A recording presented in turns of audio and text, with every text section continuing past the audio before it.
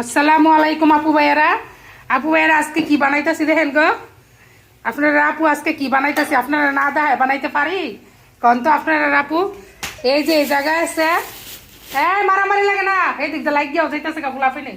আরে দেখছো কি করছস, দুইটা বুইরা বুইরা দুইটা লাগ গেছে আপু ভাইয়ারা, কি কইতাম কন।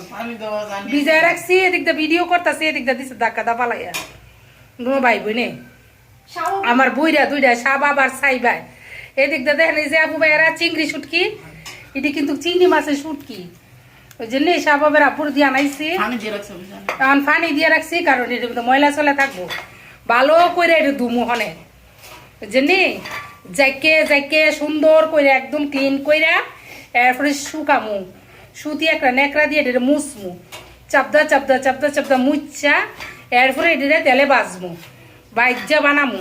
এদিক দিয়ে পেঁয়াজ কুচি করতেছি দেখছেন নি, এই যে পেঁয়াজ কুচি করতেছি কতটি।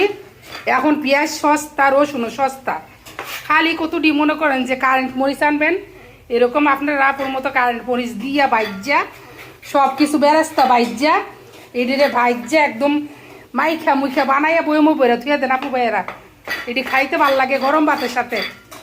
ঠিক আছে, এই যে রসুন দেখেন 2.5 কেজি রাখছি 100 টাকা দিয়া, বাসার সামনে আইছিল এই দিন বেনে 2.5 কেজি রাখছি 100 টাকা দিয়া রাইকে কি করছি, এটির উপরের যে আবরণটা আছে না এটা ফালাই দিছি, ফালাইয়া ডিপে রেখে দিছিলাম। এখন এটিরে কুচি কুচি করে এলাম একবারে কুচি কুচি কইরা এটিরে আবার বাজমু, এ পেঁয়াজ দিয়ে বাজমু, চিংড়ি শুটকি দিয়ে ভালো করে ধুইয়া বাজমু, বাইজে এরপরে মাইখা মুখে কীভাবে বানাই দেখবেন। আগে কাইটা কুটা রেডি করি, আবার এই দিক দিয়ে চুলা ইফতারির পেঁয়াজও গিয়া বাজদাছি, বেগুনি বাজদাছি, দেরি হয়ে যাইব গা। এই যে দেখেন পেঁয়াজ আর রসুন একসাথে এই যে বেরেস্তা বানাই নিতেছি, এই যে একদম মশমশা হইতেছে।